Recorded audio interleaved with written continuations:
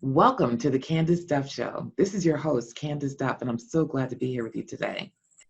All right, today I have a special treat for you all. I'm here with Geraldine Hogan, Esquire. She's a retired judge, an attorney, and a mediator. And she's also the author of Career Moves for Teachers and Other Professionals, Strategies for a Successful Job Change. Welcome to the show, Geraldine. Thank you so much for having me. Oh, I'm so glad. So tell us a little bit about yourself and your background. Like you said, I'm an attorney, I was a judge, and I currently work as a private mediator, primarily mediating workers' compensation cases. Prior to law school, I worked as a public school teacher for about 11 years in Gainesville, Florida. And then I decided to make a career move, and I went to law school at the University of Florida, ultimately moved to Miami, Florida, where I currently live, to start my legal career. That's kind of my life in a nutshell. My work life. Got it. So what made you decide to change from being a school teacher of 11 years to becoming a lawyer? After teaching for about 9 years, I started to, maybe even before that, I realized that I did not want to continue to teach as I got older. And I started to consider making a career move. I was talking to the custodian at our school one day, and he asked how long I had to work until I could retire. And when I realized that it would be approximately 3 more decades, I knew that I would not physically have the physical or emotional energy to continue teaching. So I started to consider making a career move. I talked to people who were doing different things. I also applied for and received a position as a resource teacher working with the pre-K program in Alachua County. And during that whole process, I was called to jury duty. And as I sat on the juror, as a juror, I started to watch what the attorneys were doing, and I thought, I could do that. And the longer I watched them, the more I thought, I think I could really do that. So after serving on jury duty, I started talking to a few people that I knew who were in law school, people who were practicing attorneys, and I said I wanted to try it and just see how it turned out, and that's what I did. So you're married, right? Yes, I've been married for 40 years. Oh, that's amazing. So how did your husband take your decision to go ahead and make such a radical change in careers? At first, I can't say that he was excited. He was wondering, how are we going to do it? How could I stop working? And, at that point, we had been married for, I can't remember, probably well over 10 years, maybe 11 or 12 years we had been married. So I knew that financially, we had already incurred financial expenses. So he was concerned how we were going to make it financially. And I just said, don't worry, I'll apply. I probably won't get in. Let me just apply first. And then after I was accepted, I thought, well, I must have been accepted for a reason. So let's just take it one step at a time. And that's how I kind of approached it with him, because he was always worried, okay, what if we don't make money? What if we don't have enough money to pay our bills? And it worked out. We were able to meet our financial obligations, and I was able to make the career move. How did you decide which law school to go to, where to apply, and things like that? When I decided to apply to law school, I applied to the University of Florida. That was it. I knew that if I did not get accepted into the University of Florida, I probably would not attend law school, because I did not want to relocate. At the time, I had been living there for a while. We had bought a townhouse there where we were living, and I just did not want to make that big of a move. So for me, it was the University of Florida, or I would not attend. How did you end up in South Florida? My first job was at the state attorney's office in Miami, Florida, at the Miami State Attorney's Office. I applied during my senior year, and they accepted me before I took the bar exam. And I thought, in studying for the bar, you're an attorney too, so I don't know if you can relate to this. But while studying for the bar, I was thinking, I may not pass this thing. And they offered me a job before I got my results. I had taken the bar. They offered it before I took the bar. And then I was studying one night, and I said, you know what, I might better just accept this job, because at least I'll have a few months to practice before the results come in. And that's kind of what I made a decision to do, because I was thinking, this is really hard. I don't know about you, but for me, studying for the bar and going through that preparation was not easy. Fortunately, I did pass the first time, and I was able to stay in South Florida and continue working as an attorney. But basically, I could not believe that they were making me that offer before I even took the exam. So I, that's re- kind of how I started. I can totally relate. I remember when the bar results came in, and most people had like husbands or wives or mothers and fathers at home. I lived on my own, who could like Uh-huh. open up the envelope and tell them whether or not they had passed. I drove home like a maniac. I don't even know how, I mean, so fast, just to be able to open that envelope. And I was really happy to see the results. Believe me, I know how Exactly. hard. Yeah. Yes, definitely, definitely. Oh, yeah. All right. So then you eventually moved from the U.S. Attorney's Office because you became a judge at some point. So how did that happen? I worked at the state attorney's office for a year, and then I decided to leave practice as a prosecutor. And I started looking for other options. And I was thinking actually at the time about what area of law could I practice where there would always be work. That kind of was my thought process in doing criminal law. And I thought about employment law and workers' compensation. And I decided to join the workers' comp section of the Florida Bar and the employment law section of the Florida Bar. And I started attending a few CLEs and getting the nutshell books in those two areas. And I started sending applications to firms that practice workers' comp and employment law. And I said, whichever one I get the job with first is the area that I will specialize in. And after getting a job in workers' comp, I really, really loved it. Oh, It was like, oh my goodness, I really enjoyed it. And so I just kind of decided to make that my niche. And it's been my niche ever since. I practiced with an insurance defense firm. I spent several years working with a sole practitioner who represented injured workers. And then I spent 3 years with the city of Miami litigating their workers' compensation cases. And that was before I became a judge. wow. That's amazing. When you talk about your career path and when you talk about all the changes that you've made in your life, one of the things I'm really struck by is your confidence. Your confidence and also how methodical you were in the choices that you made. And I think that's something that a lot of us can learn from. What helped you to be so confident that you could become a lawyer and that you could switch over to a different area of law and then ultimately become a judge? What helped you with I that? think one of the things that helped me, I never thought of it that way. It's interesting that you mentioned it as confidence. I don't feel confident.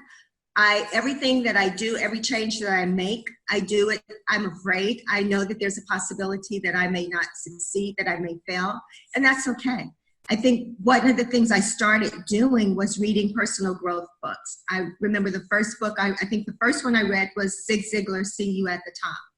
It was actually a book that someone had given my husband. And at the time I was reading romance novels or book, I would like read books for entertainment. And once I read See You at the Top by Zig Ziglar, I just started reading one personal growth and development book after the other.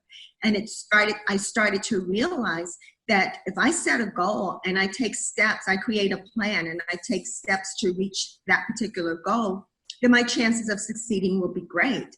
And even if I don't succeed, I think once I got over the feeling of being okay with failure, knowing that if I don't succeed, I'm not going to die, it's not going to kill me, it's not like I'm making choices where I'm going to do something that will physically injure me. I'm just trying to move forward in my profession. And whatever I decide to do as a profession, I don't have to have that fear. I don't have to have that. I mean, I have the fear, but I don't have to give in to the fear. You just try. And that's what I try to tell people. Excellent. All right. So what made you decide to write a book? I had so many people ask me the question, how did you change career? Like, how did you go from being and I taught elementary school. I didn't teach high school. A lot of people, when I tell people I taught public school, they're like, oh, did you teach government, American history or, something in high school? And I said, no, I taught kindergarten and first grade and second grade and then preschool. So no, I did not. I heard so many people tell me that they really wanted to change careers, but they were afraid. They didn't know what to do. And I thought, let me just try to write a book that is kind of not a lengthy book, but something that people could read quickly in hopes of motivating them to know that if it's time for you to make a career move, make a decision to change and do it. And that was the reason I basically decided to write the book. And since writing the book, I've had people to contact me and actually say they really want to make a change. I've talked to teachers who have actually broken down and cried because they wanted to make a career move, but they just were afraid to take the first step. So I thought, reading is what helped me get over that hurdle. Not that I didn't think it was as big a hurdle for me as it is for some people, especially today. But it's what helped me, and I wanted to help other people to do the same. All right. So how did you go about writing the book? I mean, a lot of people want to write a book and nobody knows where to start. How did you figure out where to start? Well, I actually started by making notes. Like I would have an idea and then I would think, I might write a book one day. I want to put this in there. And at some point I realized I had notes and sheets of paper everywhere. I had no structure. It was like a designer, but I had no plan. And so someone introduced me to you, Candace, and they suggested that you might be a person who could help me with writing a book. And so having a book coach helped to not only gave me structure for writing the book, but you gave me some tips of things that I didn't really consider, like looking on Amazon to see what books have been written in my particular field or my particular interest. And then coming up with a plan and holding me accountable for actually following through with that plan and talking with you and helping me to stay on track. So I don't want to say that you kind of held my feet to the fire, but for lack of a better way of explaining it, it actually helped me to get the book done. So I would say for me, having someone hold me accountable, helping me to create a plan, and then making sure that I follow through on what I said that I'm going to do, and then actually doing it. I think that was the biggest help. Because I think a lot of people say they want to write a book and they will start like I did, just you make notes and then one day I'm cleaning out a box of papers and I see, I remember making these notes for my book, and no order, no structure, nothing. And so having someone to help provide structure was perhaps the best thing that happened to me to help me get the book done. Oh, thank you. And now you get to hold your book in your hands. Let's see it. Yes. Can you see? I'll hold yes, it up. Hopefully I can see. Well, people who are listening won't be able to see it, but I can see it. Yes. Career moves for teachers and other professionals. Strategies for successful job change. How did you pick the cover? I actually had someone work with me on the cover. I had a friend who knew someone who did book design covers, and she gave me a few samples to look at, and I really liked the colors of the book, and I thought I'll go with that. They're really nice colors. All right, so since writing the book, how has your life changed, or if any, in any way? My life has been changing over the past year anyway. So I've gone through a lot of changes. I retired. I started a mediation practice. And I think one of the things that has happened since I've written the book, I've had the opportunity to talk to people who were interested in making a career move and just trying to encourage them to take that step and to do that. So what's next on the horizon for you in terms of career moves? What I'm working on now is trying to develop a course. Hopefully it will be an online course to coincide with the book. I want to expand my target audience to include more than just teachers. The book is not only for teachers, but I was focusing on teachers as I wrote the book. But I've had the opportunity to talk to several people who are considering making a career move. And the interesting thing is, as a mediator, I have an opportunity I only mediate cases where people have been injured at work, and oftentimes they cannot return to the job that they were performing at the time of their work-related accident. So I have an opportunity to share, I never say buy my book, but I do share those concepts with them during the mediation process, because oftentimes people will tell me I've been doing this for 10 years or 15 years and I don't know what else to do. And I encourage them, there are other things that you can do. So I want to broaden my audience to help people who are in the midst of making a career move and helping them to do so. All right. I don't know if that answers your question, but that's kind of my focus at this point. It definitely answers my question. Thank you so much. Now, what advice would you give to someone who wants to write and publish a book? I would say find someone who's done what you want to do and ask for help.